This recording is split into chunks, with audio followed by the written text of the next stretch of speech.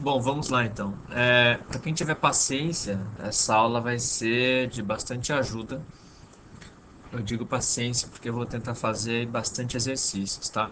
Então vai ser uma aula um pouco longa, mas quem quiser pode ir pulando e procurando alguns exercícios. Eu vou resolver nessa aula exercícios relacionados com quantidade de movimento, impulso, lei da conservação da quantidade de movimento e colisões, tá? Eventualmente, outras coisas aí vão entrar no meio, como trabalho, variação da energia cinética, teorema da energia cinética, conservação da energia, enfim, conceitos de mecânica, tá? Então, vamos ao primeiro exercício. Uma bola de bilhar de massa 0,15 kg inicialmente em repouso recebeu uma tacada numa direção paralela ao plano da mesa, o que lhe imprimiu uma velocidade de módulo 4 metros por segundo. Sabendo que a interação do taco com a bola durou 10 a menos 2 segundos, calcule a intensidade média da força comunicada pelo taco à bola e a distância percorrida pela bola enquanto estava em contato com o taco. Então vamos à nossa situação inicial. Né? A bola estava em repouso numa superfície aí, numa mesa, né? Então, inicialmente, a situação da bola é essa. Velocidade inicial, vou chamar de V0 aqui, igual a zero. Essa bola tem uma massa de 0,15 kg. Sempre importante, apesar do enunciado estar aqui, isso em prova ajuda bastante, a gente anotar as informações antes de começar a fazer exercício. Velocidade zero, massa, recebeu uma tacada numa direção paralela ao plano da mesa, o que lhe imprimiu uma velocidade de 4 metros por segundo. Então, inicialmente, antes dela receber a tacada, vou chamar isso daqui de antes dela receber a tacada, então essa situação antes, ela está parada e algum tempo depois ela já vai ter adquirido uma velocidade. Essa velocidade o exercício nos dá aqui. Ó. Ele fala que ela recebeu uma velocidade, o taco imprimiu a ela uma velocidade de 4 metros por segundo, vamos supor aqui para a direita.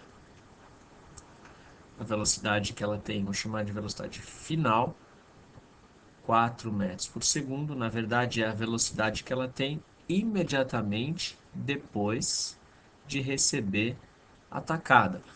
Eu quase não mudei de lugar a bolinha, porque eu estou falando de uma coisa que acontece muito rápido, em 10 a menos 2 segundos. 1/100, é 1/100º de segundos. Então é um pouquinho antes e um pouquinho depois dessas duas situações aqui, tá? 4 metros por segundo.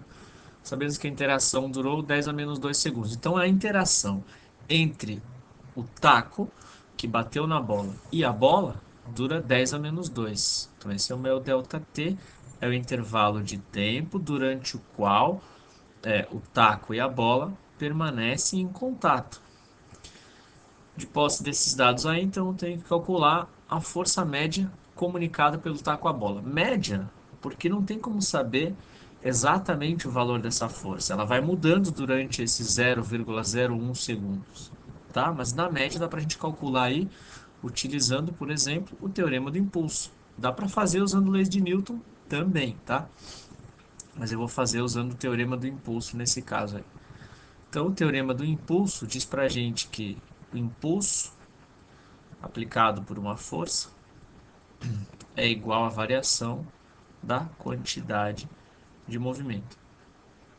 Por que eu vou usar o teorema do impulso? Porque eu sei que aqui dentro de impulso aparece força, que é o que ele está me perguntando, e eu já tenho tempo, tenho massa e velocidade que tem a ver com quantidade de movimento. Então, o exercício está pedindo para a gente usar isso. Então, esse impulso exercido pelo taco sobre a bola é o que eu estou calculando. Então, o impulso que a bola recebe, tá? O impulso que essa bola de bilhar recebe do taco, eu posso escrever como sendo a força que ela recebe vezes o tempo, tá? Impulso é definido como força vezes tempo. Essa força, eu vou pôr uma barrinha aqui só para lembrar que é a força média, tá? Então, a força média vezes o tempo vai ser igual a variação de quantidade de movimento. É a quantidade de movimento final menos quantidade de movimento inicial. Só lembrando, como esse exercício ele é unidimensional, Se eu adotar positivo para a direita, negativo para a esquerda, eu não preciso nem me preocupar com o cálculo vetorial em si, ficar pensando nos ângulos, se o vetor está para a direita ou para a esquerda. É só lembrar do mais e do menos, aí acabou. Posso tratar o exercício como se fosse escalar, que não vai mudar nada. Então, continuando aí, o valor da força média vezes o intervalo de tempo, que é 10 a menos 2, 10 a menos 2, vai ser igual quantidade de movimento final, é a massa da bolinha vezes a velocidade final. A inicial é zero porque não tinha velocidade. Então vai acabar ficando bem simples aí de fazer a conta. Minha força média, então, vai ser igual a 0,15 kg vezes a velocidade final, que é 4, tudo no sistema internacional, dividido por 10 a menos 2. Esse 10 a menos 2 ele sobe como 100, 0,15 vezes 100 vai dar 15 vezes 4, 60 newtons. Então, essa é a resposta da letra A. É a força média trocada aí. Tanto é a força que o taco exerce na bola, quanto que a bola exerce no taco. É a terceira lei de Newton. Ok? Agora ele quer saber a distância percorrida pela bola enquanto ela estava em contato com o taco. Eu sei a velocidade inicial, a velocidade final, eu sei o tempo, eu sei a força, eu sei a massa. Eu poderia muito bem usar a Torricelli, calcular essa aceleração, usar a segunda lei de Newton tranquilamente. Mas eu também posso usar o teorema da energia cinética. Vou fazer aqui em cima nesse espaço que sobrou. Teorema da energia cinética. O teorema da energia cinética ele fala para a gente que o trabalho resultante sobre um corpo é igual à variação de energia cinética. Ninguém tem que adivinhar que eu tenho que usar o teorema da energia cinética. Então, por que eu vou usar o teorema da energia cinética? Dentro de trabalho vai aparecer força e deslocamento. Eu quero o deslocamento, ó. Ele está perguntando a distância percorrida. E energia cinética vai estar fácil de calcular porque eu sei as massas, eu sei a massa e sei as velocidades. Então, olha só, o trabalho resultante sobre esse corpo durante o impacto é só o trabalho devido à força que o taco exerce na bola. Então, vai ser simplesmente a força que o taco exerce na bola vezes o deslocamento. A favor, né? O trabalho é positivo porque a força está a favor do deslocamento. Então, igual a energia cinética final menos a inicial, que é zero, porque ele estava parado. Então, 60 newtons, deslocamento, energia cinética final, mv quadrado sobre 2, 0,15. Eu estou falando aqui da velocidade final, então 16, né? 4 ao quadrado, dividido por 2. Fazendo as contas aí, eu vou ter 0,15 vezes 8 dividido por 60. 0,15 vezes 8 dividido por 60. Isso daqui vai dar 0,02 metros. 0,02 metros. Ou simplesmente 2 centímetros, tá? Então, claro, foi um tempo muito pequeno. Durante aquele 1/100º de segundo em que o taco teve em contato com a bola de sinuca, ela andou quanto? 2 centímetros. Depois perdeu o contato, sumiu a força, aí já também não nos interessa mais no exercício essa parte, ok? Então, vamos ao próximo exercício aí. Exercício 2. Um carrinho de 2 kg encontra-se inicialmente em repouso sobre um plano horizontal sem atrito. A partir do instante zero, passa a agir sobre ele uma força F de direção constante, paralela ao plano, cujo valor algébrico é dado em função do tempo conforme o gráfico. Desprezando a influência do ar, determina as velocidades escalares do carrinho nos instantes 2, 4 e 6 segundos. Então, minha situação inicial é um carrinho de 2 kg que encontra-se em repouso. Então aí eu tenho o nosso carrinho com velocidade inicial zero, v0 igual a zero, e vai passar a agir sobre ele a partir do instante zero, de acordo com o gráfico, uma força de direção constante paralela ao eixo. Ou seja, essa força ela é horizontal. De novo, eu vou assumir para a direita grandezas positivas, para a esquerda negativas. Ou seja, se essa minha força aqui no gráfico, inicialmente ela vale 2, ela está para a direita. Lá na frente vai ter algum momento onde ela vai ser negativa, então ela vai estar para a esquerda. Ok? Então olha só, massa 2 quilos, inicialmente em repouso. E ele vai querer saber as velocidades no instante 2, 4 e 6. O que que eu vou usar, né? Como que eu sei por onde que eu começo? Como é que eu penso nesse exercício? Então, se o exercício te dá um gráfico, a dica inicial é a seguinte: às vezes, muitos gráficos em exercícios de física dão uma informação extra para a gente através da sua área. E como é que eu faço para saber se essa área, nesse caso, vai ser útil para alguma coisa? Simples. Se a gente multiplicar força, que é o eixo Y, por tempo, que é o eixo X, a gente vai ter impulso. Então, esse gráfico, se eu fizer a área em algum trecho, ele vai estar me dando o impulso da força F sobre aquela massa durante aquele intervalo de tempo que eu escolher. Então, para eu descobrir a velocidade no instante 2, eu vou tentar usar aqui a área do gráfico até o instante 2. Então, esse vai ser o meu primeiro trecho de estudo nesse exercício. Então, de 0 até 2 eu consigo determinar o impulso da força F. O que que eu faço com esse impulso? Bom, o impulso eu sei que ele é igual à variação de quantidade de movimento. E quando eu faço variação de quantidade de movimento, aparece a velocidade, que é o que ele está querendo. Então, a velocidade aqui nesse ponto, ó, é a primeira pergunta que eu vou tentar responder. Eu vou chamar essa velocidade de velocidade no instante 2. Essa que eu quero descobrir, o V2. No instante inicial, a velocidade é zero, ele estava em repouso. Então, essa força ela está aumentando e é positiva, está para a direita. Vamos escrever então nessa primeira situação aí o teorema do impulso. Impulso ele é dado pela variação de quantidade de movimento. Na primeira situação que eu estou fazendo, eu não posso colocar simplesmente força vezes tempo, porque esse impulso ele não essa força ela não é constante, ela está variando. Então eu não posso simplesmente substituir força vezes tempo. Por isso que eu vou atrás da área. Tá? Então, nesse caso, eu vou fazer aqui no lugar do impulso a área de 0 até 2. Tá? Esse é o primeiro trecho que eu estou olhando, ó, de 0 até 2 segundos. Variação de quantidade de movimento. Como inicialmente ele está parado, eu só vou ter quantidade de movimento final nesse trecho. Então vai ser massa vezes o V2 que eu estou querendo descobrir, menos 0, porque inicialmente ele estava parado. Essa área é fácil, é um trapézio. Eu faço base maior mais base menor vezes a altura sobre 2. Então dá para fazer até de cabeça. Ó. Base maior é 6, a base menor é 2 e a altura também é 2. Então seria 6 mais 2, 8, vezes a altura, que é 2, 16, dividido por 2, 8.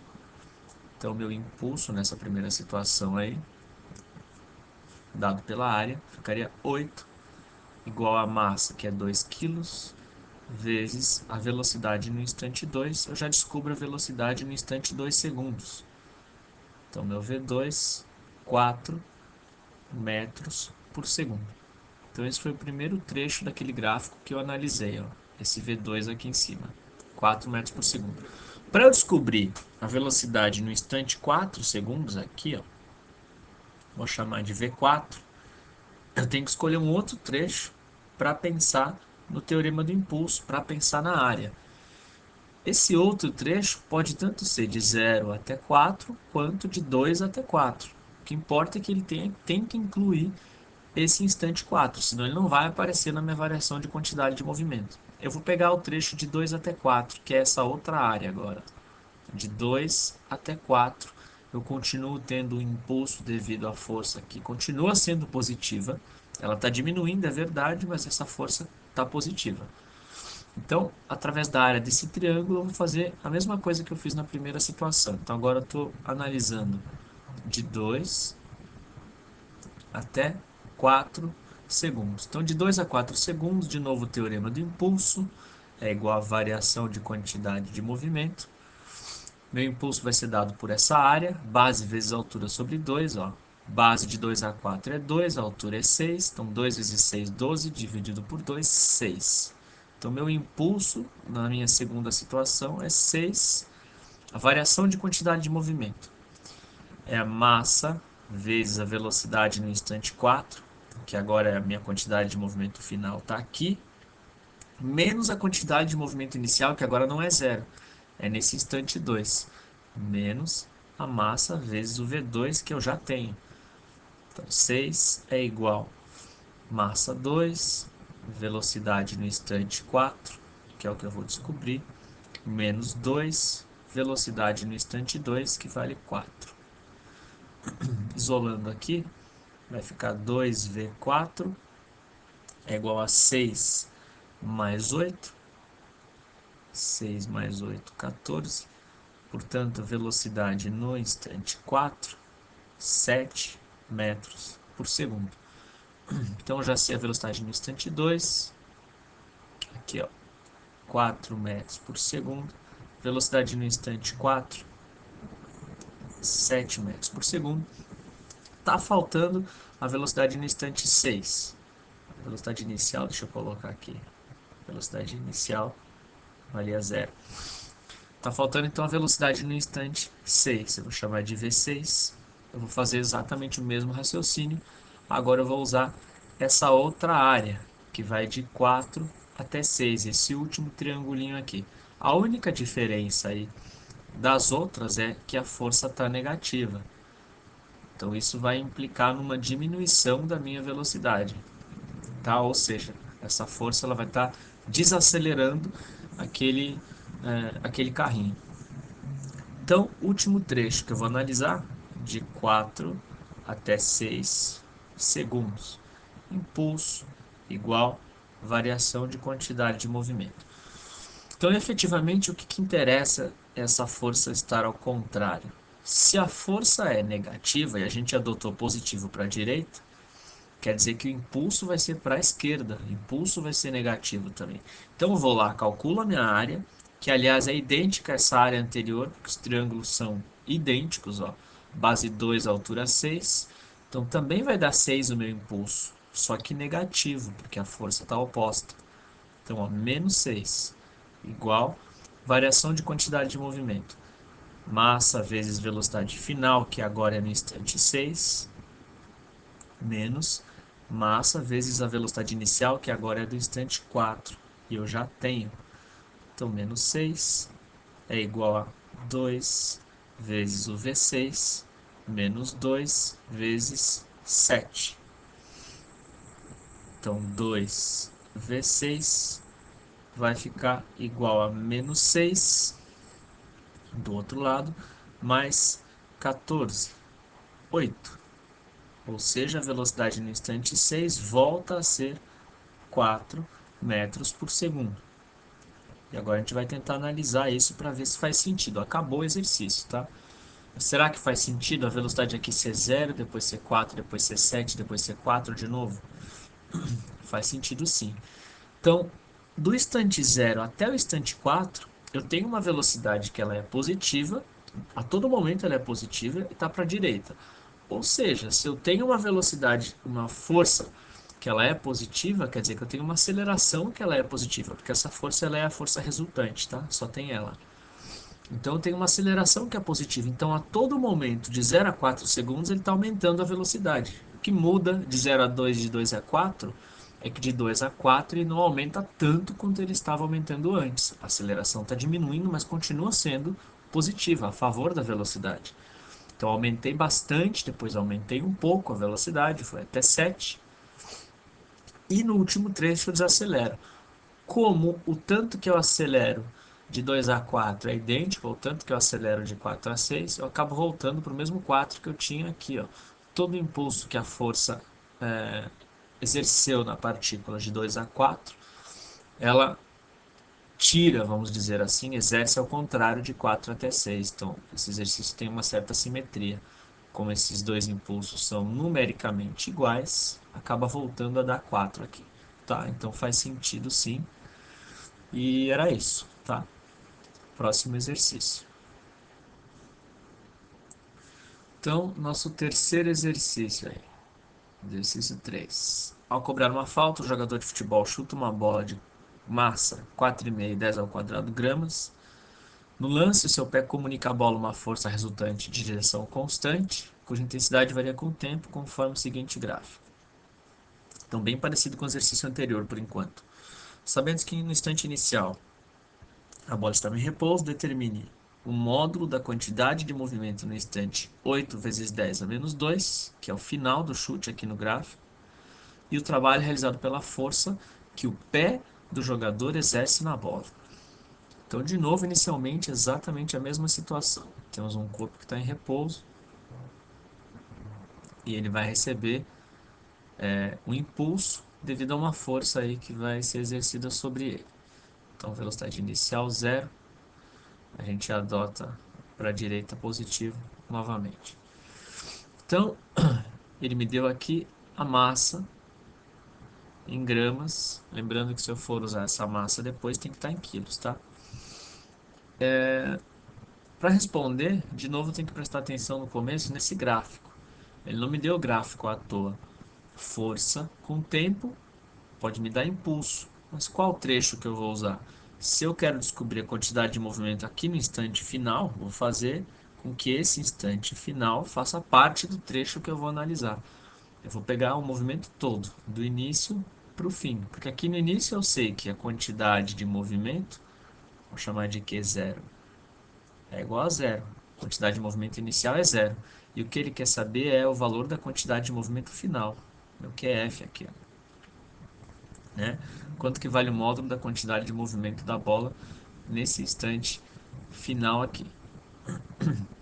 Então vamos lá. Se eu fizer essa área, eu vou descobrir o impulso, né? Impulso vai ser igual a área. Então, I é igual. A área dessa figura é dada por um trapézio, tá? Esse trapézio tem base maior 8 vezes 10 a menos 2. Muita gente esquece de colocar o que está aqui. Essa é a base maior, 8 vezes 10 a menos 2. A base menor vale de 4 a 5. 1 vezes 10 a menos 2 e a altura 4 vezes 10 ao quadrado. Então vamos deixar calculado esse impulso já, ó. Base maior, 8 vezes 10 a menos 2, mais a base menor, que é 10 a menos 2, simplesmente, vezes a altura, que é 4 vezes 10 ao quadrado, dividido por 2. Então, meu impulso aí, 8, 10 a menos 2 mais 10 a menos 2, 9, 10 a menos 2. Aqui simplifica 2 vezes 10 ao quadrado. 10 a menos 2 corta com 10 a 2. Eu vou ter o impulso de 18 newtons vezes segundo. Eu sei que o impulso sobre a bola é igual à variação de quantidade de movimento. Então, 18 é igual à quantidade de movimento final, menos a inicial da bolinha, que é zero. Portanto, eu já respondi a letra A. Quantidade de movimento final do meu impulso é 18 quilogramas vezes metros por segundo. A unidade de quantidade de movimento é a mesma do impulso. Eu poderia responder newtons vezes segundo também, tá? É que é mais comum aqui a gente falar em quilogramas metros por segundo. A letra B, na letra B ele quer saber o trabalho realizado pela força que o pé do jogador exerce na bola. Olha, para fazer o trabalho, eu posso pensar, obviamente, que trabalho é força vezes deslocamento, e eu posso descobrir essa força, ou posso usar o teorema da energia cinética aí, sem problemas. Ó. Teorema da energia cinética.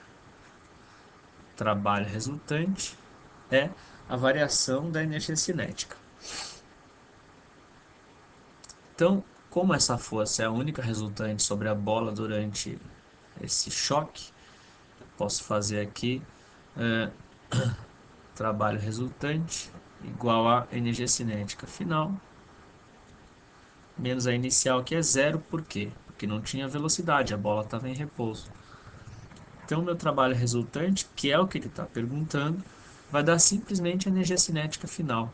Massa, velocidade ao quadrado, sobre 2. Lembrando que a massa tem que estar em quilos, então 4,5 10 ao quadrado, ó, 4,5 10 ao quadrado, eu divido por 1000, ou seja, multiplico por 10 a menos 3, já está em quilos, vezes a velocidade final ao quadrado, velocidade final ao quadrado, sobre 2. Essa velocidade final eu calculo fácil, ó, porque eu tenho a quantidade de movimento final, tá? Então, se a gente for substituir, calcular essa velocidade final aí, é bem simples, tá? Aqui é só vocês colocarem a massa, velocidade final, igual a 18. Lembrando que a massa tem que estar no sistema internacional, vai me dar 40, essa velocidade final aqui, tá? Só vou pular um pouco essa parte, senão não vai dar espaço aqui. Mas é bem fácil de chegar nesse valor, 40 metros por segundo. A gente substitui, portanto, meu trabalho resultante, coloca um 40 ao quadrado aqui, ele deve dar 36 joules. Se alguém não conseguir chegar nesses valores, depois é só entrar em contato aí que eu ajudo sem problemas, tá? 36 joules, então, minha velocidade, meu trabalho resultante daquela força sobre a bola, certo? Então, esses dois últimos exercícios, o que mais me interessava mesmo era chamar a atenção para vocês dessa propriedade da área, tá? Que acontece muito aí em provas. Ele te dá força e tempo, você fazer a área e calcular o impulso. Muita gente confunde também o seguinte: quando o gráfico é força e deslocamento. Quando é força e deslocamento, a área te dá o trabalho. Quando é força e tempo, a área te dá o impulso. Tá? Essa é uma boa dica também. Então, exercício 4 agora. Então, nesse exercício aqui, exercício 4, a gente vai usar aquela questão de não ser mais unidimensional e ser um exercício bidimensional. Um carro de 1 tonelada percorre uma pista como esquematizada na figura, deslocando-se de um ponto A até um ponto B em um movimento uniforme com velocidade de 90 km por hora. Sabendo que o comprimento desse trecho é 500 metros, calcule o intervalo de tempo gasto pelo carro para percorrer de A até B e a intensidade da força capaz de provocar essa variação de quantidade de movimento. Então, primeira coisa aí, a gente vai anotar a massa, 1 tonelada, sistema internacional, 10 a terceira quilos. Ele vai percorrer um trecho, aqui eu tenho uma vista aérea, ele vai percorrer um trecho como se fosse uma parte de uma circunferência, um trecho dessa pista, com velocidade constante em módulo 90 km por hora. Então, módulo da minha velocidade aí, 90 por hora, se eu dividir por 3,6, 25 metros por segundo, né? Não posso usar quilômetros por hora. E ele me deu o tamanho desse trecho. É um pedaço de uma circunferência. Então é como se fosse alguma coisa assim, ó. Trecho que vai de um ponto A até um ponto B. Eu não sei exatamente que parte da circunferência que é, mas eu sei que ele tem 500 metros de comprimento, esse trecho aí. Ele também não me deu o raio, mas eu posso imaginar que tem um centro essa curva, como se fosse um setor circular, tá? Tem um centro AB. Ele me deu aqui esses 60 graus. Esses 60 graus, na verdade, está indicando a direção do vetor velocidade no início e no fim, quando ele entra e quando ele sai da curva. Então, inicialmente, ele tem uma velocidade que está nessa direção aqui, desse vetor azul. Quando ele sai da curva, aqui no ponto B, ele já sai numa direção que faz 60 graus com aquele outro vetor, tá? Uma direção inclinada aqui, que faz 60 graus com aquele vetor. Só lembrando, esse movimento ele é uniforme por quê? Porque essa velocidade ela não se altera em módulo, mas ela está se alterando em direção e sentido a todo momento. Então, se inicialmente a velocidade ela é horizontal, essa quantidade de movimento inicial tem a mesma direção e sentido da velocidade aqui. Quando ele sai da curva no ponto B, né, continua o movimento aí, eu tenho a mesma quantidade de movimento em módulo, só que em outra direção e outro sentido. Lembrando que o ângulo entre esses dois vetores, quantidade de movimento inicial e final, é 60 graus de acordo com a figura. Então isso daqui é só o esqueleto do exercício, não comecei a fazer conta ainda, tá? A pergunta da letra A, na verdade, é bem tranquila. Ele quer saber o tempo que ele demora para percorrer a B. Bom, o tempo que ele demora é fácil, porque a velocidade é constante, né? Então é só pegar o ΔS dividir pela velocidade, 500 metros dividido por 25, ele faz isso em 20 segundos. Tá? A pergunta da letra B é quanto vale a força capaz de provocar essa variação de quantidade de movimento? Na verdade, ele está querendo saber a força centrípeta, porque a única resultante que eu tenho aqui é centrípeta. Peso e normal eles se cancelam nesse exercício. Elas se cancelam. Então, como eu tenho quantidade de movimento no início e no final e o ângulo entre elas, eu posso pensar na variação da quantidade de movimento, posso pensar no impulso e aí descobrir quanto vale essa força. Só lembrando que aqui não basta a gente colocar direita positivo, esquerda negativo e simplesmente escrever as equações. A gente vai precisar pensar nos vetores, tá? Não tem jeito. Então vamos lá, vamos escrever aí o teorema do impulso, ver o que a gente consegue com isso. A gente sabe então que o impulso exercido por essa força é igual à variação da quantidade de movimento. Aqui a gente vai ter que pensar um pouco mais nos vetores. Então esse meu vetor impulso ele é idêntico ao vetor formado por essa diferença, ao vetor variação de quantidade de movimento. Se aqui eu tenho quantidade de movimento inicial, vou chamar de QI, e aqui eu tenho quantidade de movimento final, e eu sei o ângulo entre eles, então eu posso calcular esse vetor variação da quantidade de movimento. É só a gente aplicar nosso conhecimento sobre vetores aí. Então, o que seria essa variação de quantidade de movimento? A variação da quantidade de movimento seria a quantidade de movimento final menos quantidade de movimento inicial. Bom, não basta a gente substituir os valores aqui, gente. Eu estou frisando isso porque muita gente esquece. Se eu só substituir os valores aqui, eu vou errar. Vai dar zero, porque esses dois vetores têm a mesma massa, a mesma velocidade. Eu tenho que pensar no ângulo, tá? Então, o vetor QF, ele é inclinado assim para baixo. Esse é o meu vetor QF. Eu tenho que fazer esse vetor subtraído do vetor QI. Quantidade de movimento inicial, ela está para a direita.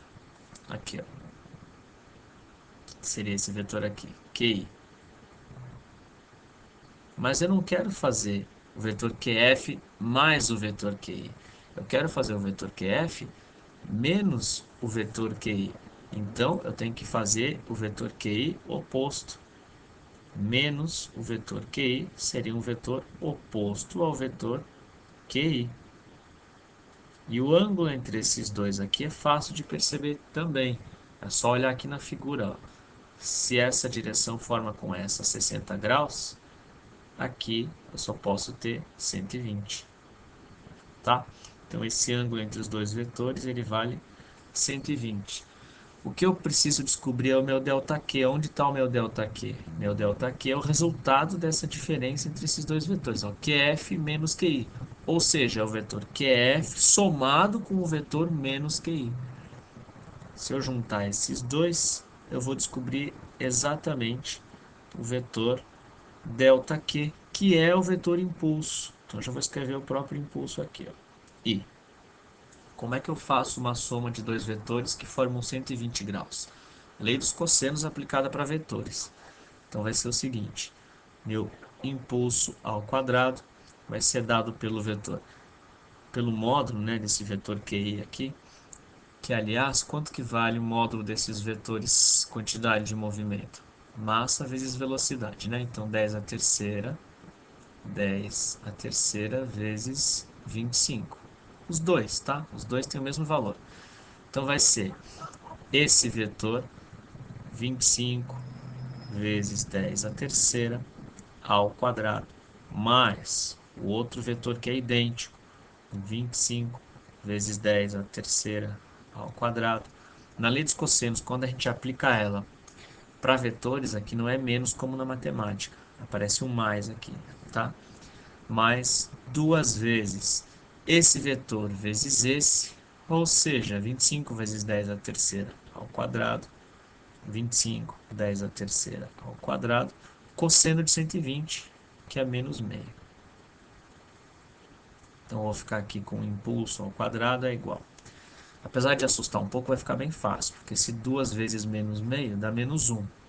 Menos 1 vezes isso eu posso cancelar com um desses.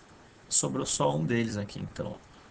25 vezes 10 a terceira ao quadrado.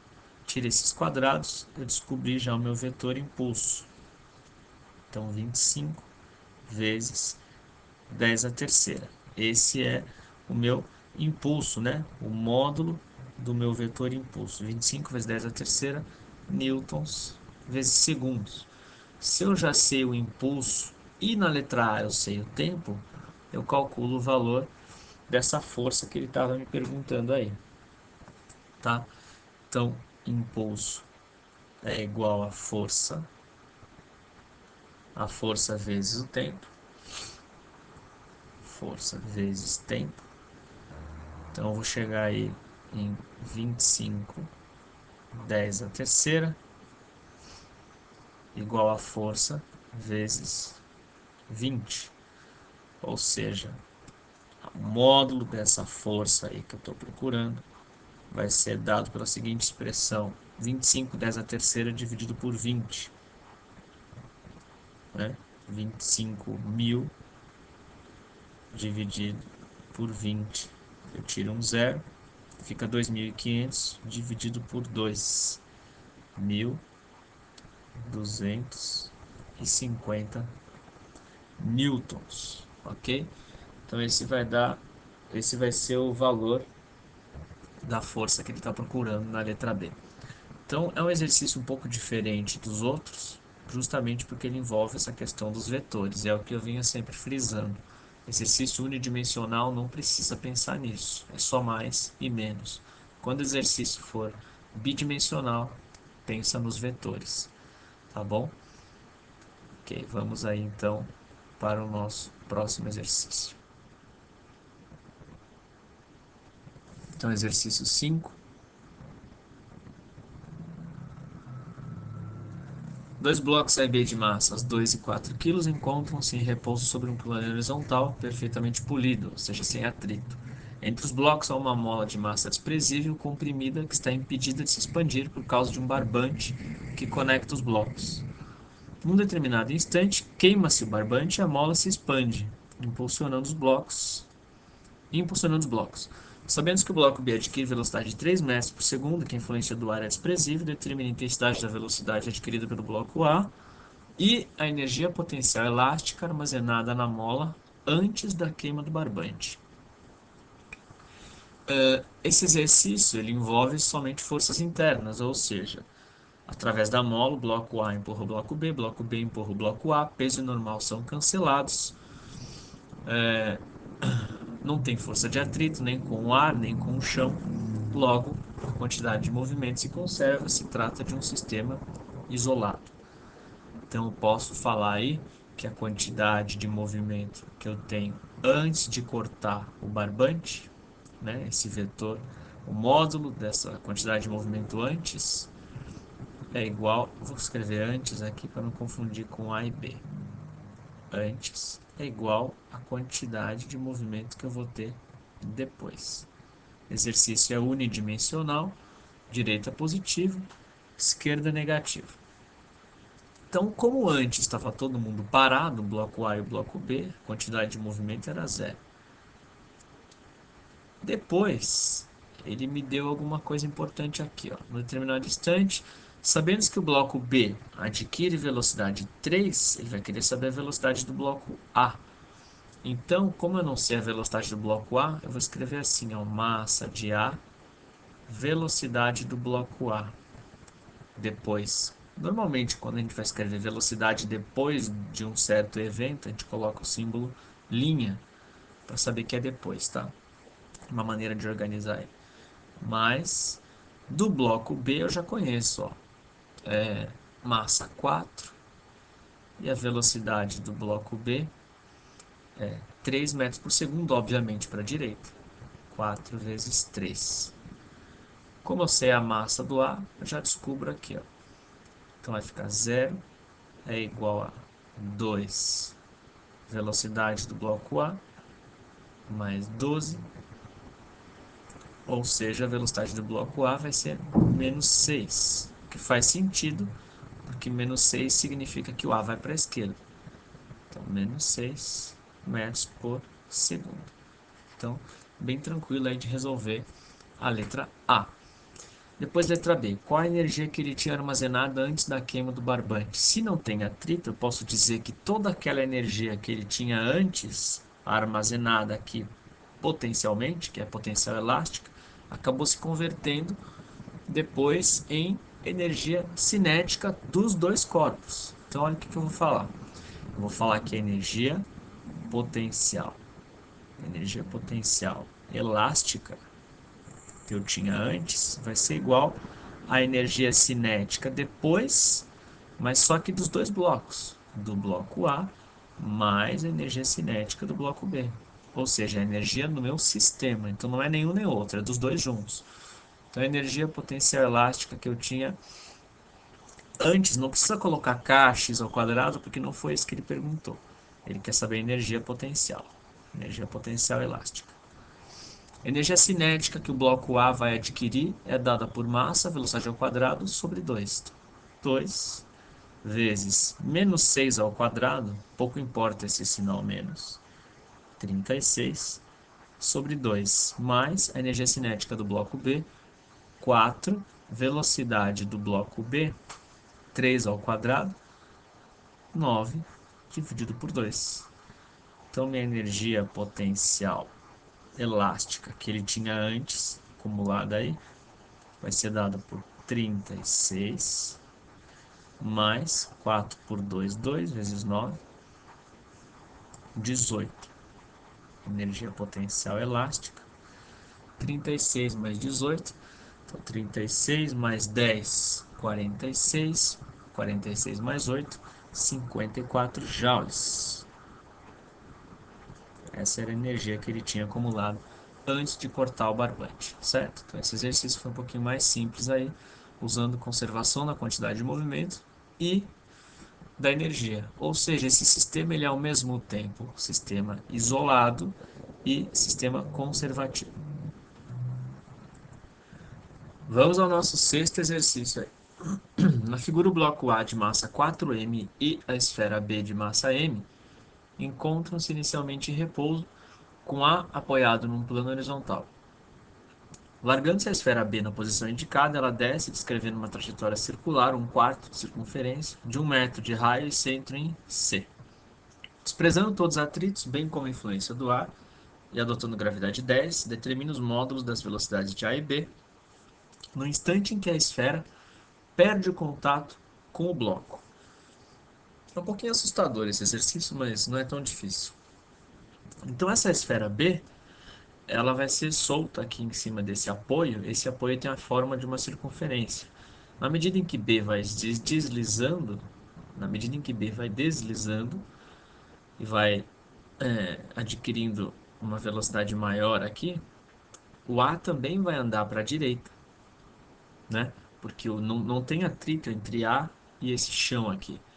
Então, os instantes iniciais e finais para a gente aqui vão ser iniciais aqui em cima, instante inicial aqui em cima, e instante final quando essa bolinha B já estiver perdendo contato com o bloco.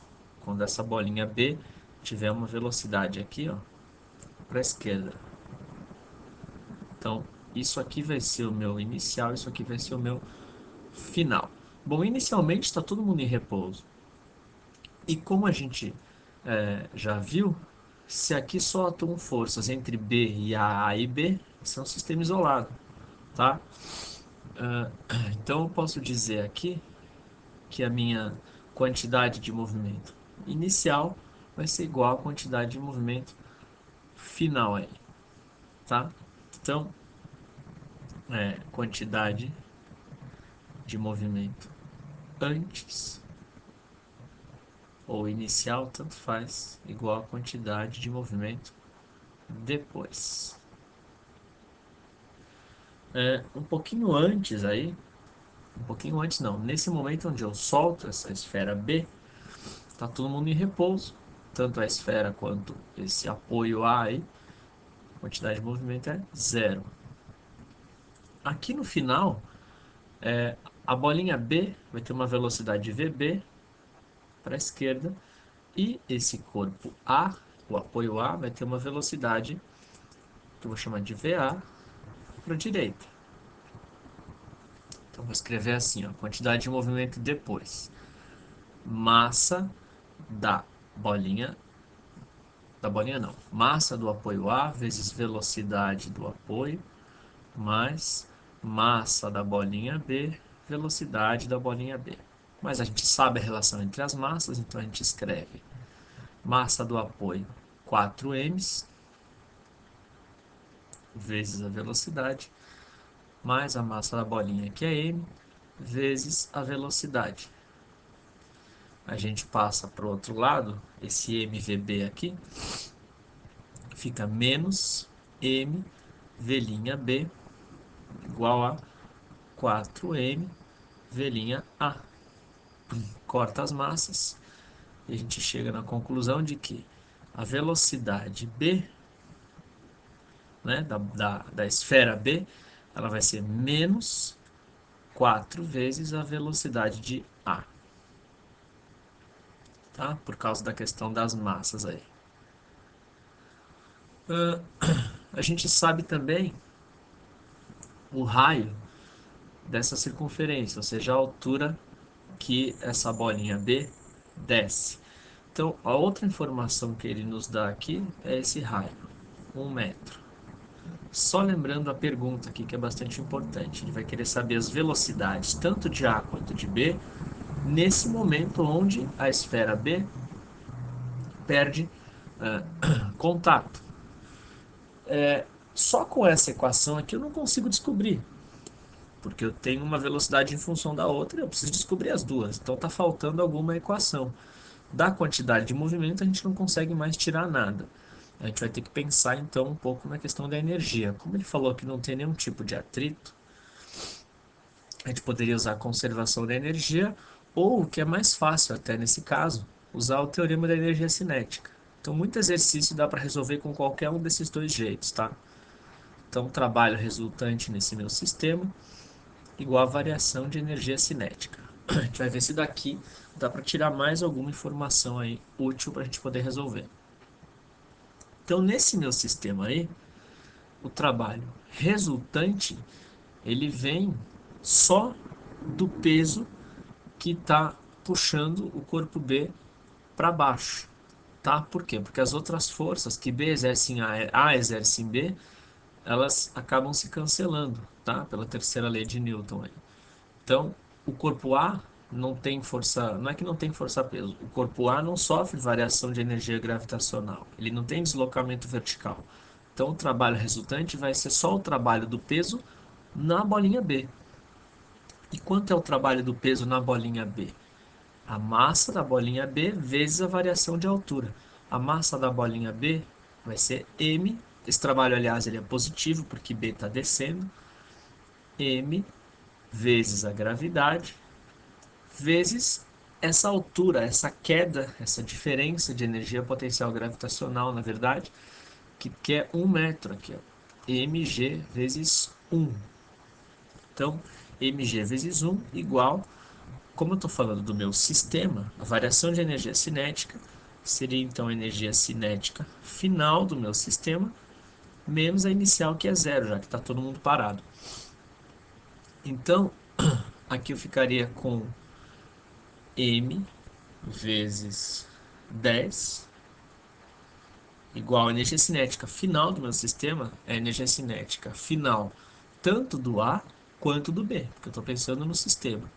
Então, do apoio A, mv quadrado sobre 2, só que a massa dele é 4m. Então, 4m, velocidade do A ao quadrado sobre 2, mais a energia cinética do corpo B, m, velocidade do corpo B ao quadrado sobre 2. Aqui não precisa pôr o menos porque é ao quadrado, então vai acabar ficando positivo. A gente vai cancelar as massas e vai chegar numa outra equação que a gente vai juntar com essa e resolver um sistema. A gente pode multiplicar por 2 e aqui vira 20. Tira esse 2 aqui de baixo, vai ficar 4 A. Tira esse 2 de baixo, B. Então conseguimos chegar numa segunda equação que vai ajudar a gente a resolver esse problema aí. Eu posso simplesmente substituir o meu B aqui. Aliás, eu esqueci de colocar o quadrado aqui, né? Aqui tem um quadrado e aqui também. Então a gente vai substituir o B por menos 4A nessa segunda equação. Então vai ficar 4A ao quadrado. Então eu vou reescrever a segunda equação. 4A ao quadrado. Lembrando que esse quadrado é só do A, não é do 4, senão eu teria colocado um parênteses aqui. 4A ao quadrado, mas no lugar do B, eu vou colocar menos 4A. Menos 4A ao quadrado. Isso é igual a 20. Espero que a gente consiga chegar numa resposta. Aqui vai ficar 16, A ao quadrado mais 4, 20. A ou VA', tanto faz. 20 A ao quadrado igual a 20. Vai dar 1, tira a raiz, é 1. A vale então 1 metro por segundo. Falta a gente descobrir o B, simplesmente substituindo aqui na primeira equação. Então, meu B fica menos 4A. Menos 4 vezes 1, menos 4 metros por segundo. Essa é a velocidade de B. Então, a esfera B, ela sai muito mais rápida, 4 vezes mais rápida, porque o corpo A é 4 vezes mais pesado, né? Acaba fazendo sentido. Ok? Então, acabou o exercício. Exercício, então, 7. Esse exercício 7 vai envolver um gráfico bem interessante. Esse gráfico mostra pra gente o que acontece com as velocidades durante o choque. Tá? No diagrama a seguir estão representadas as variações das velocidades escalares de duas partículas A e B, que realizam um choque unidimensional sobre uma mesa horizontal sem atrito. Com base no gráfico, classifique o choque como elástico, totalmente inelástico ou parcialmente elástico. Calcule a massa de B, se a de A vale 7, e determine a intensidade média da força trocada pelas partículas por ocasião do choque. Então, é um choque unidimensional entre duas partículas. Então, eu tenho inicialmente partícula A e partícula B, antes da colisão. Então, partícula A, partícula B. Vou adotar sentido positivo para a direita, e agora eu vou para esse gráfico para ver o que esse gráfico está de fato dizendo para a gente. Então, isso daqui seria o momento antes da colisão entre as partículas. O gráfico diz para a gente que a partícula A, representada pela linha rosa, tem uma velocidade inicial aí de 8 metros por segundo. Então, o A tem uma velocidade, vou chamar aqui de VA, 8 metros por segundo. A partícula B tem uma velocidade negativa, ou seja, está indo de encontro à partícula A. A partícula B está indo da direita para a esquerda com uma velocidade negativa no valor de -2. Obviamente elas vão colidir, e esse gráfico também mostra para a gente a velocidade depois da colisão. Então vou fazer aqui a situação do meu depois. Depois da colisão, a partícula B vai adquirir velocidade positiva, então ela bate e volta. A partícula B aqui, ó, vai adquirir uma velocidade positiva. Vou chamar essa velocidade de V'B. Então vai ser 5 de acordo com o gráfico. A partícula A, depois do choque, acaba parando. A partícula A acabou parando aí. Velocidade linha do A é igual a 0 depois do choque. E o que são essas variações aqui durante esse trecho que vai de 7 a 9 vezes 10 a -3? Ou seja, durante um certo tempo de 2 vezes 10 a -3. 2 milésimos de segundo durou esse choque. Então, durante esse tempo, o que o gráfico está falando para a gente? Ele está dizendo que durante a colisão, a partícula A vai perdendo velocidade até parar, e a partícula B, inicialmente ela desacelera, quando ela chega aqui, ela para, inverte o sentido e começa a acelerar. Então, mas tudo isso acontece muito rápido. Então, essa parte onde os gráficos se cruzam é exatamente a colisão. Então, as partes horizontais representam as velocidades antes e depois. Esse outro pedaço do gráfico representa o choque propriamente dito. Então, para responder a letra A, muito fácil. O tipo de choque é só a gente pensar no coeficiente de restituição, né? Então, coeficiente de restituição é o módulo da velocidade de afastamento dividido pelo módulo da velocidade de aproximação. A velocidade de afastamento vai ser 5, porque o B se afasta com 5 e o A fica parado. E a velocidade de aproximação, uma vem com 8, a outra vem com sentido oposto com 2, dá 10. Ou seja, dá meio o meu coeficiente de restituição.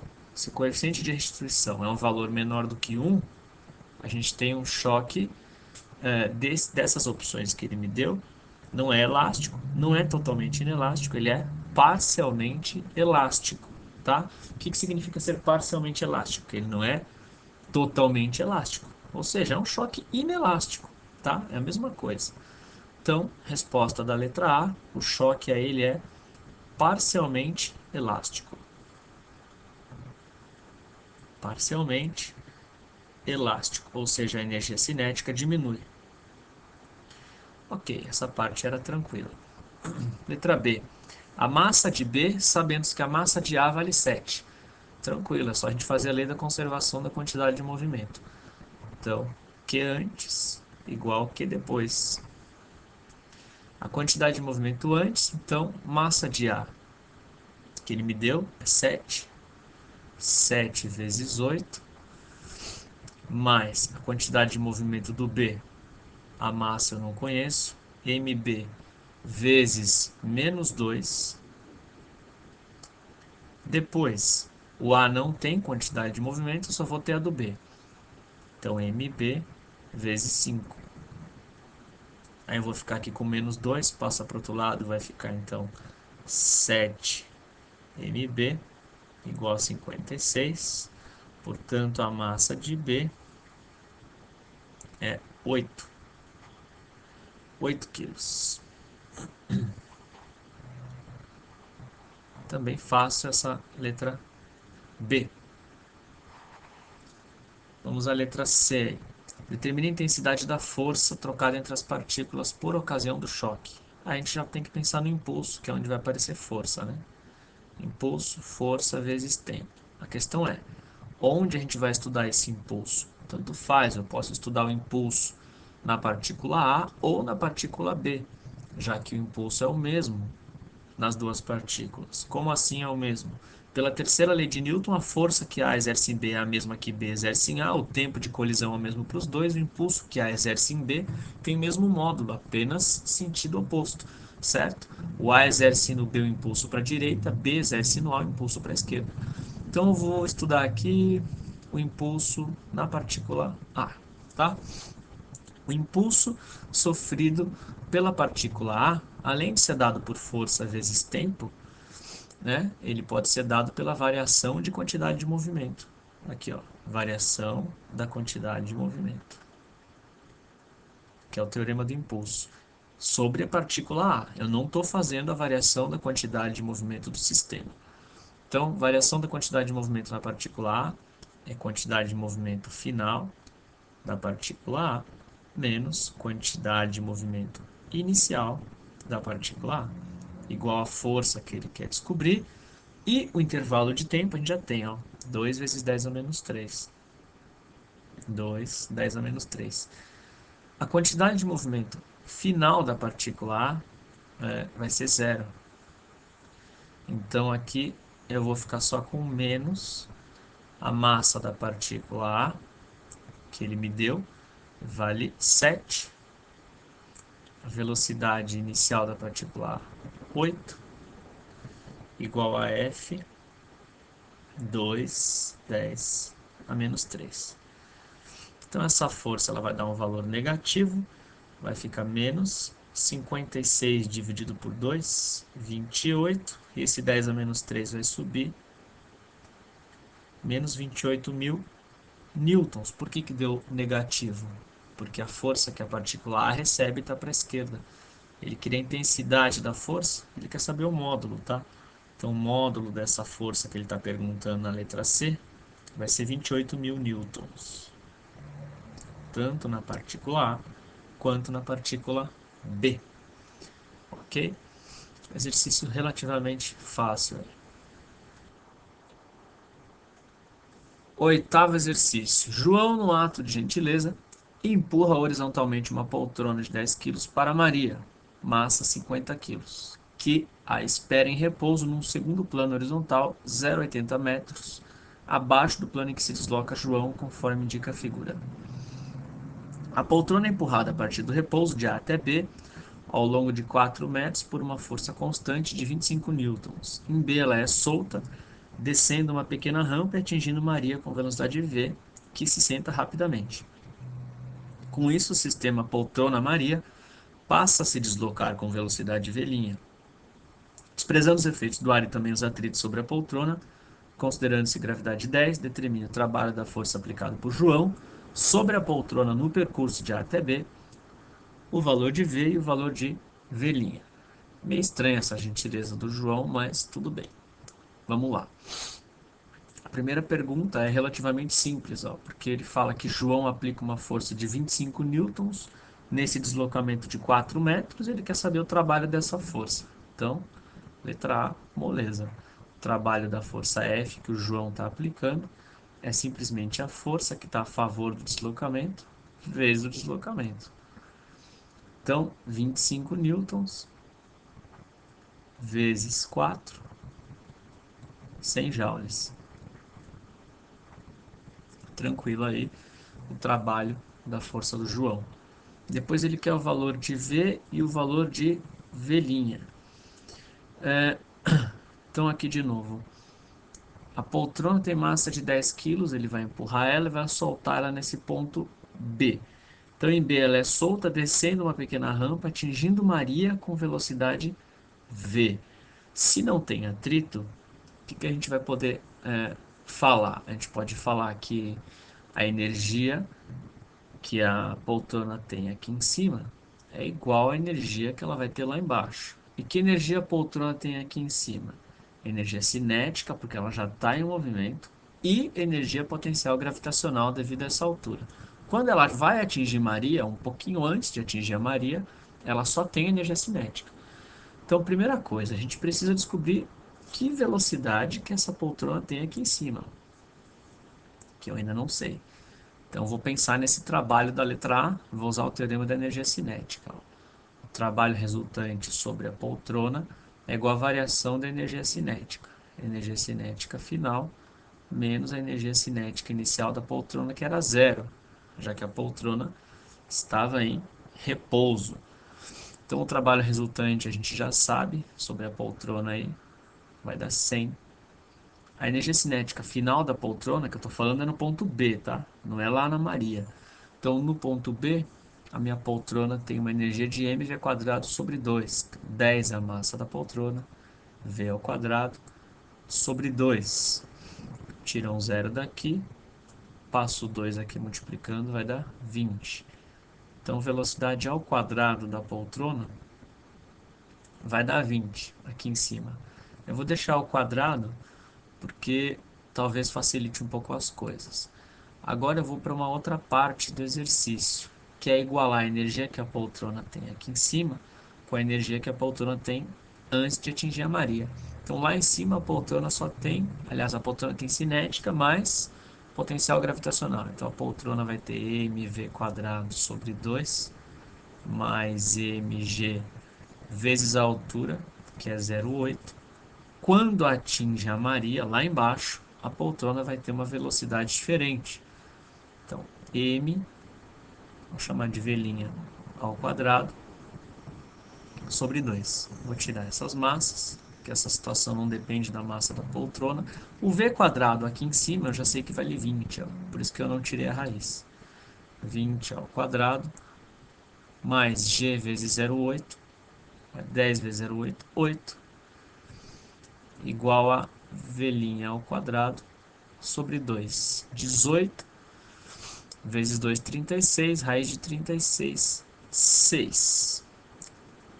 Então, o que é esses 6 metros por segundo? A velocidade da poltrona um pouquinho antes de atingir a Maria, tá? Aliás, essa já é uma das perguntas, ó. Maria atingida com velocidade v. Essa é a resposta da letra B. Ah, porque eu usei o velhinha na hora errada, tá? Então esse velhinho aqui, na verdade, esquece, tá? Não tem esse velhinho aqui. Eu chamei de velhinha, vou chamar de outra coisa. Vou chamar de V duas linhas, pronto. É o V que ele perguntou na letra B. Só questão de nomenclatura, tá? 6 metros por segundo. Agora eu vou pensar na situação do choque. Na situação do choque, vamos tentar simplificar um pouco as coisas aqui. Na situação do choque, eu tenho a Maria em repouso, parada, e quem vai colidir com a Maria é a cadeira, né? E a cadeira está vindo com essa velocidade que eu acabei de calcular, 6 metros por segundo. Aí ele fala uma coisa importante aqui, ó. Com isso, o sistema poltrona Maria passa a se mover com velocidade velhinha, ou seja, o sistema quer dizer que a Maria vai em cima da poltrona e os dois formam um corpo só. Então eu vou ter poltrona mais Maria unidos após a colisão com uma mesma velocidade. Essa sim ele vai chamar de velhinha. É essa que ele quer descobrir, tá? Então nesse choque eu posso usar a conservação da quantidade de movimento, que antes da colisão igual ao que depois. Antes da colisão Maria estava em repouso, só tinha a poltrona com 6 metros por segundo, massa da poltrona 10, então 10 vezes 6. Aqui, ó, depois do choque, então eu tenho que somar a massa da Maria com a da poltrona, 10 mais 50. Maria é bem leve, ó. 10 mais 50 vezes esse tal de velhinha aí que ele quer descobrir. 60 é igual a 60 velhinha. Logo, a velocidade do sistema poltrona mais Maria logo após a colisão é 1 metro por segundo, tá? Velocidade aí da poltrona mais Maria, resposta da letra C. Ok? A, B, C, resolvido o exercício. Vamos para o próximo. Bom, vamos aí então para o nosso último exercício. Eu até tinha mais, mas senão também não vou conseguir nem fazer o upload da aula. Vai ficar muito grande, já está enorme. Então, nosso último exercício, nem lembro mais se é o oitavo, nono ou décimo. É o último. Na figura a seguir, vemos duas bolas de boliche A e B iguais, livres para se moverem num plano horizontal liso. A bola A, dotada inicialmente de velocidade v0, colide elasticamente, né? Colide elástica e obliquamente com a bola B, inicialmente em repouso. Obliquamente quer dizer que ela não colide de frente, ela colide tirando uma casquinha, igual quando a gente vai jogar sinuca, né? A gente faz isso. Aí vai sair cada uma para um lado. Após a colisão A e B adquirem respectivamente velocidades VA e VB, que formam entre si um ângulo alfa, ignore o movimento de rotação das bolas, calcule o ângulo alfa, e no caso em que VA e VB têm o mesmo módulo V, calcule V. Não tem muito número, é um exercício um pouco literal aí. Bom, obviamente, se é uma colisão, a gente vai falar que a quantidade de movimento antes é igual à quantidade de movimento depois. Então, vamos lá. A gente vai escrever o seguinte: quantidade de movimento antes igual quantidade de movimento depois. Só lembrando que esse exercício ele não é unidimensional, é um exercício que envolve um plano, é bidimensional, e eu tenho que pensar nos vetores aí. Então, antes a B está parada, a única quantidade de movimento que eu tenho é para a direita, devido à partícula A. E essa quantidade de movimento é dada por uma certa massa, que eu não sei quanto vale. Eu vou chamar de M, ele falou que as bolas são iguais, então toda bola de boliche aqui vai ter massa M. M vezes V0. Então, esse é o valor da minha quantidade de movimento que eu tenho antes. E tem que ser igual à quantidade de movimento que eu tenho depois. Então, depois é uma soma de dois vetores. Um deles é o vetor quantidade de movimento da partícula A, que está um pouquinho inclinado aqui, que eu vou chamar de MVA, separados formando um ângulo alfa, esses dois vetores. Eu vou ter aqui MVB.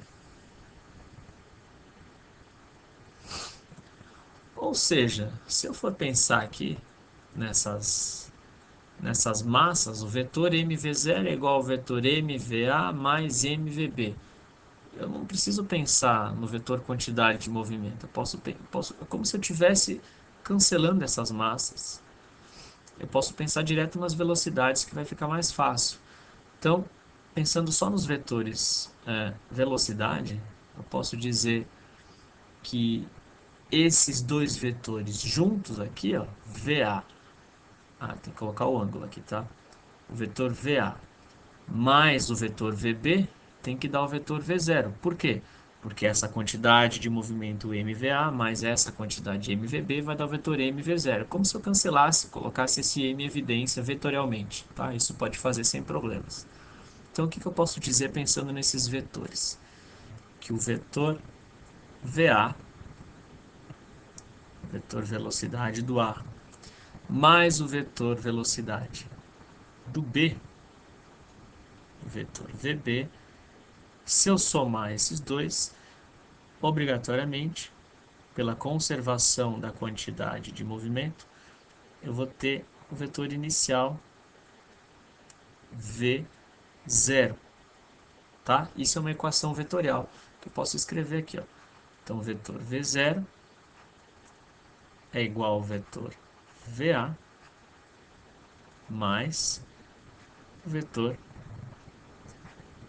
VB, tá? Onde que está o ângulo alfa nessa figura que eu fiz? O ângulo alfa é o ângulo entre o vetor VA e o vetor VB, tá? Só que vou fazer aqui uma coisa que a gente faz muito em vetores, que é transferir o vetor de lugar, sem problemas. Se eu não mudar módulo, direção e sentido, quer dizer, esse vetor VB, ele está representado por essa distância aqui que eu estou fazendo em vermelho, ó. Aqui está ele, tá? Meu vetor VB. E o ângulo alfa é o ângulo entre o vetor A e... Opa, é o ângulo entre o vetor A e o vetor B. Aqui está ele, ó. Esse é o ângulo alfa. Ó, direção de A, direção de B. Ok, deixar isso aqui por enquanto. Eu vou pensar em outra informação que ele me deu que eu não usei ainda. Ele falou que esse choque ele é elástico. E daí que esse choque é elástico? Se esse choque é elástico, eu posso dizer que a energia cinética antes é igual à energia cinética depois. Então, a energia cinética do meu sistema antes da colisão é igual à energia cinética do meu sistema depois da colisão. Antes da colisão, só tem a partícula A com energia cinética. M V0 ao quadrado sobre 2. Depois eu tenho as outras duas partículas, as mesmas duas partículas, só que a B também tem velocidade dessa vez. Então, M VA quadrado sobre 2 mais M VB ao quadrado sobre 2. Esse M sobre 2 a gente cancela, chega na seguinte expressão: V0 ao quadrado é igual a VA quadrado mais VB ao quadrado. Nesse momento, a gente deveria perceber que existe alguma coisa muito específica acontecendo com essas duas equações que eu acabei de marcar. Uma delas está dizendo para a gente que o vetor V0 é a soma de outros dois vetores, A e B. A gente viu que eles formam um triângulo e aqui eu tenho um ângulo alfa. A outra equação está falando para a gente não dos vetores, mas dos módulos dos vetores. Né? Quando a gente leva um valor ao quadrado, está falando aqui do módulo de V0 ao quadrado. Então, o módulo desse vetor V0 ao quadrado é igual à soma do A ao quadrado com B ao quadrado. Isso daqui só vale para triângulos pitagóricos. Ou seja, o que o exercício gostaria que a gente percebesse é que esse alfa vale 90 graus. Essa é a resposta da letra A. Tá? Só fazendo essa comparação aí do teorema de Pitágoras aparecendo aqui meio, não coincidentemente, mas uma certa matemática na nossa frente aqui, tá? Então, por causa disso, que a gente descobre que o ângulo alfa é 90 graus. Falta ainda a letra B, que pergunta, no caso em que a velocidade A e a velocidade B têm o mesmo módulo v, calcule v. Né? Quanto vale essa velocidade, sendo que A e B teriam a mesma velocidade? Aqui ele está falando, ó, se essa velocidade A fosse v e essa velocidade B também. Bom, a gente substitui aqui, ó. V0 ao quadrado é igual a V ao quadrado mais V ao quadrado. Só que esse V0 foi dado no exercício, ó. Ele falou. Então, quando ele dá um valor, né, ele falou que ela tem uma velocidade de V0 como se fosse um número. Então, vai ser um exercício literal, a gente vai responder em função de V0. Então, aqui vão ficar 2V quadrado igual a V0 ao quadrado. Então, quanto vale esse V? V quadrado é V0 ao quadrado sobre 2. Tira a raiz. Aí eu vou ter que racionalizar, né? Vai ficar raiz de 2 sobre 2 V0. Então, V vai ficar raiz de 2 sobre 2 V0. Essa é a resposta da letra B.